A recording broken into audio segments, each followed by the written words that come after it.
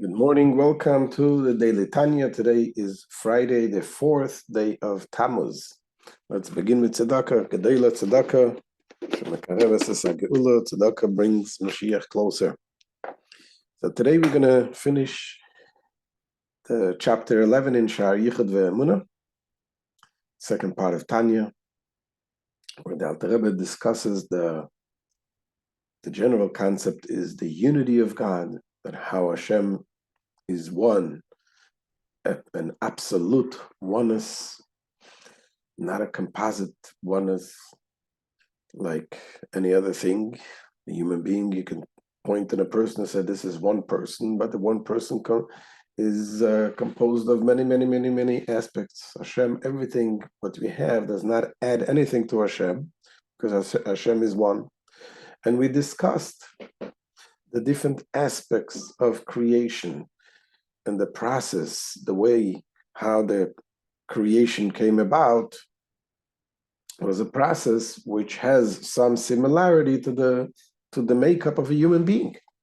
Just like a human being is the makeup of the human being is begins with the intellect. Intellect leads to emotions. Emotions leads to thoughts, which leads to speech, which leads to action. Similarly, we said there is, so to speak, God's emotive attributes, the attributes of the kindness, the attributes of severity. And then we have the 10 utterances. The utterances are the words that God uses to create the world. And in last chapter, the Alter Rebbe explained that God's emotive attributes are one with God himself. It's not something which is outside of him. And in this chapter, the Alter Rebbe focuses on the utterances. The words is also united with Hashem. And Alter Rebbe began by explaining, showing the similarity of the words of a human being. And just like the words, what does the words do? They reveal. They reveal what you have inside of you to the outside. And also, they also determine what the emotions, they give shape to the emotions that you have. Which means, talking about Hashem's words reveal to the outside, meaning bringing the world into revelation. So when Hashem said, let there be light, the light came about, and Hashem said, let it be the waters, and let the water separate, and so on and so forth. Let the earth grow the vegetations. Those words brought out to revelation these creations.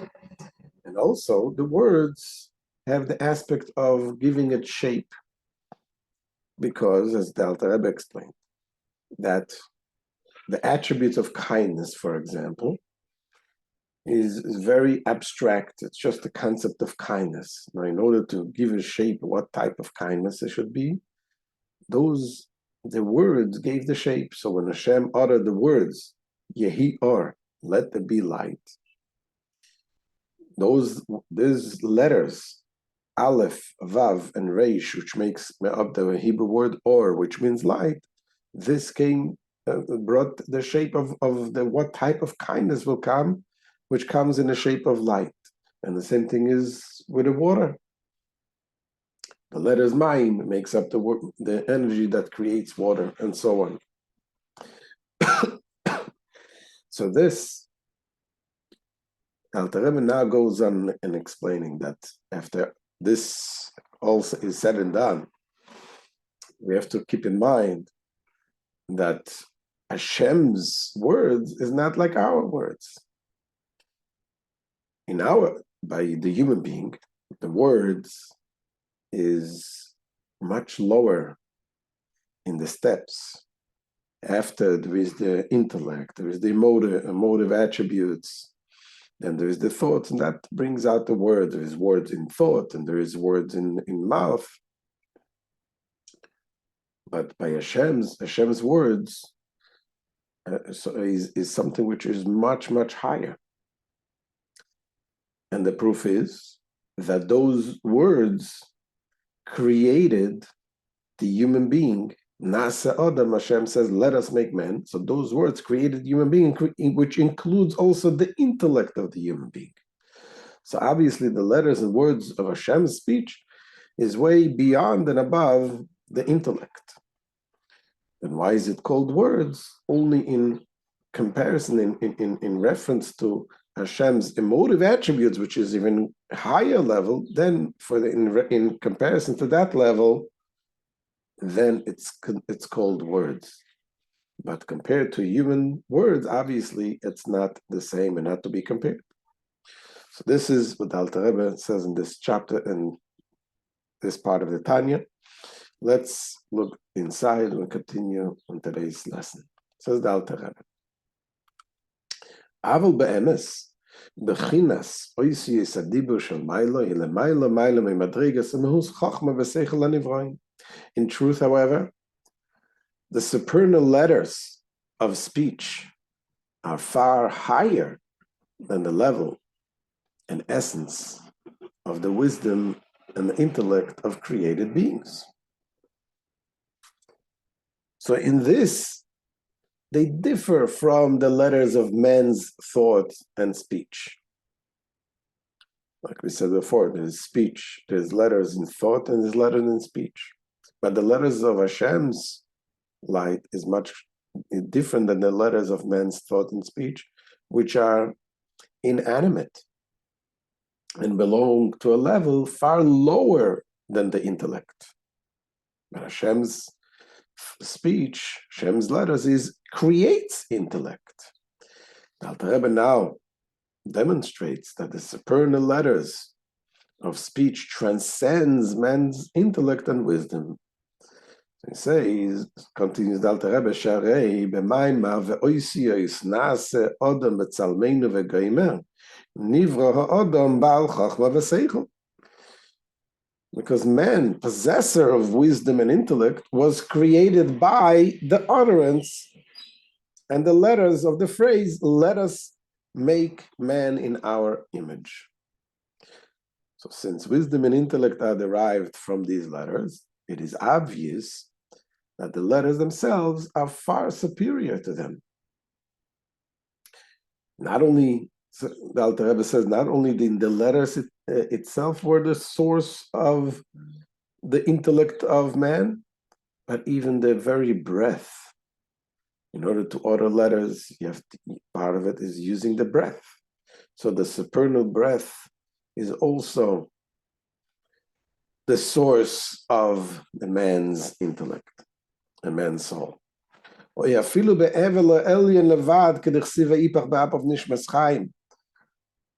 man, possessor of wisdom and intellect, was created even by the divine breath alone, as it is written, and he breathed into his nostrils a soul of life.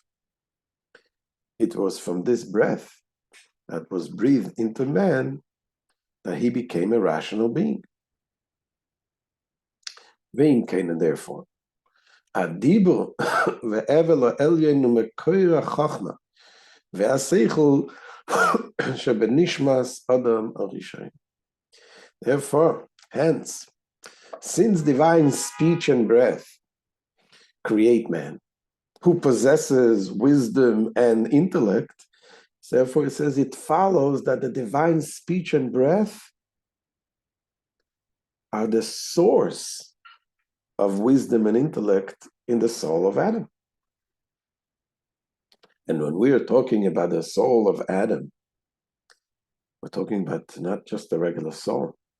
We're talking about a soul that includes all the future souls, including all the souls of the righteous holy man, righteous holy people, men and women, that they are greater than the greatest angels.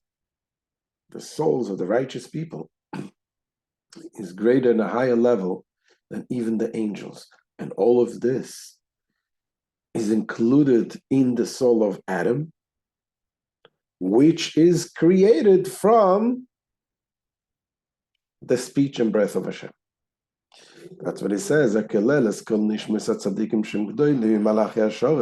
contains all the souls of the tzaddikim, who are superior to the ministering angels, and whose intellects too is superior to that of the angels.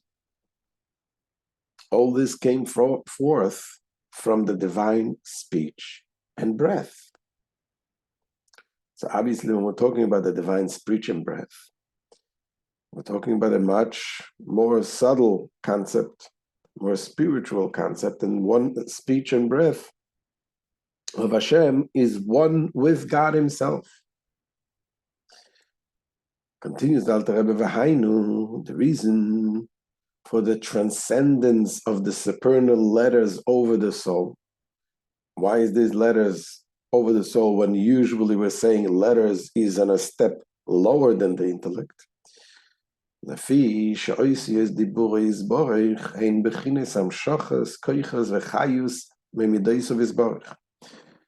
the reason is that the letters of God's speech are effluence of power and life force from His emotive attributes. And when we're talking in His emotive attributes, as we said yesterday, they are one with the essence of Hashem. Which are united with His essence and being in a perfect unity.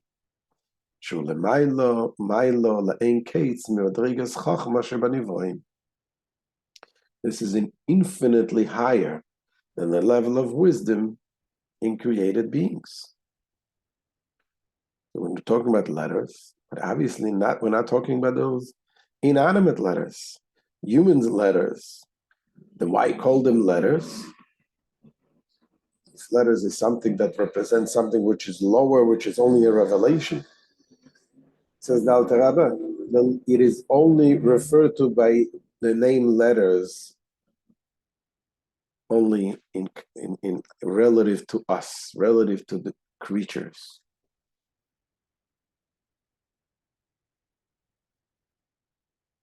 Meaning, for us, it is, again, no, just to clarify, it is called letters, not in letters as is in relation to the creatures.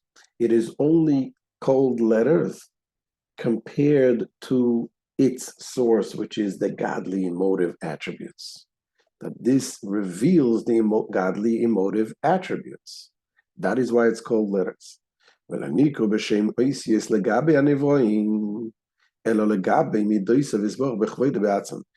They are termed letters not in relation to the created beings, but only only relative to God's emotive attributes themselves.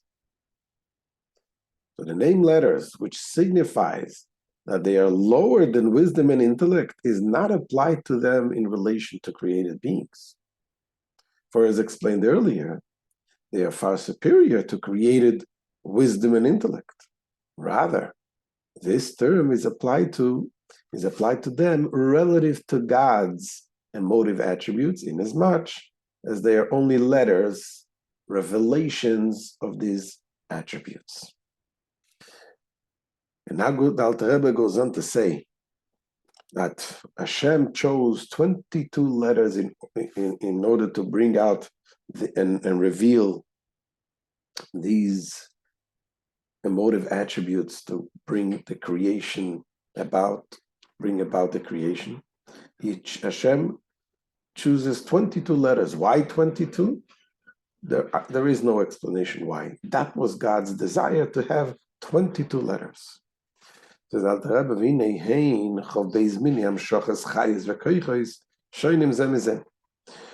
they, the supernal letters, are 22 kinds of effluences of life force and power differing from one another,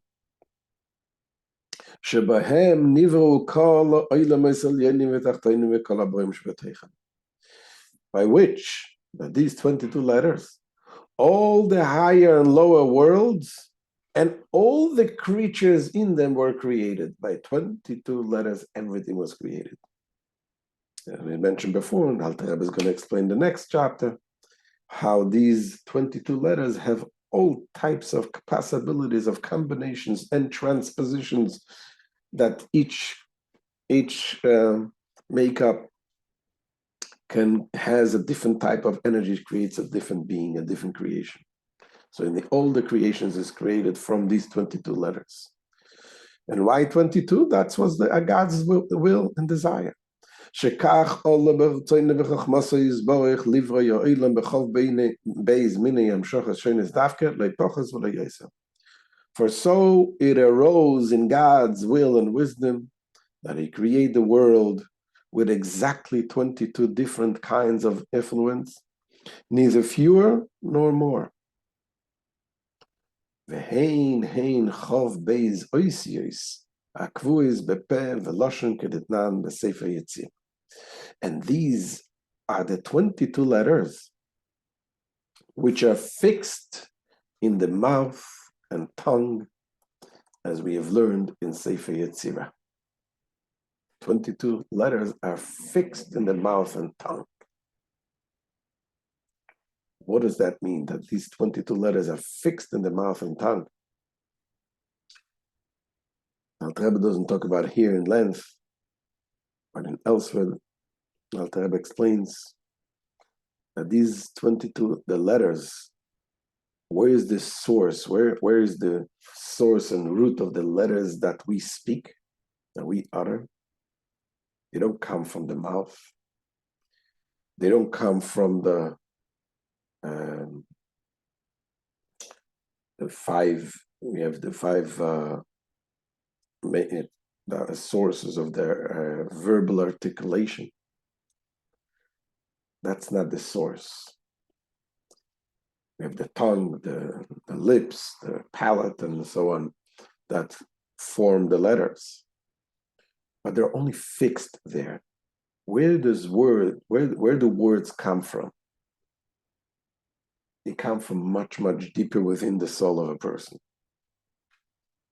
And you can see it actually the way a child learns how to speak.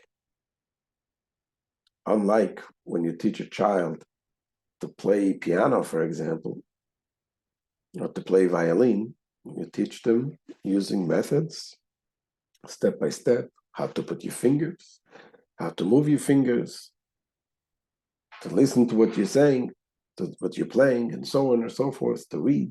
And that's how slowly he practices until he or she is able to play. When you teach a word to the child, you don't tell the child, okay, now you have to pronounce the letter A, so you have to move your lips in this way, you have to move your tongue in that way. It comes by itself. It comes from within, from the soul. So here's another example how letters reveal something which is very, very deep within the soul. So this, the Alter Rebbe continues and says that those letters are fixed in the mouth, as it says in Sefer Yetzirah. And not only that, also the written letters also are connected with something much deeper. Because there is a big difference between the written letters in Hebrew, the holy tongue, and any other language. Any language is only human letters. Somebody decided that this shape is called the A, and this shape is a B. It could very easily be the other way, that A should be pronounced B, and B should be pronounced like A. And why this shape? That the shape does not have any meanings. But in Hebrew, the holy tongue, each letter, the way it is written in the Torah, the letters, the shape of the letters have meanings. They come as a result of a much deeper meaning. For example, the letter Vav, we said, has a dot on the top and a line that comes down. Represents something, it represents Hamshacha, drawing down the energy from above. We explained, we spoke about it many places. Kabbalah talks about it a lot. So here the Alter Rebbe says that this also shows you on the deeper meaning of the letters. It says, the written shape, meaning the shape of the letters of these utterances as written in the Torah, indicates the form of the flow, as will be explained later. For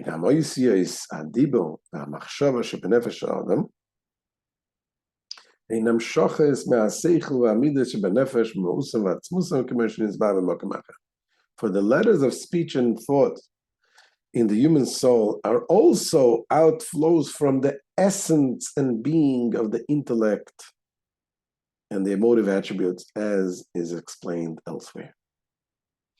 So certainly that even by human being, the letters of speech and thought represent a drawing something much, much deeper within the person from the very essence of the soul. Certainly when we're talking about the letters that Hashem created the world, how much deeper, way beyond and above, something that we can understand.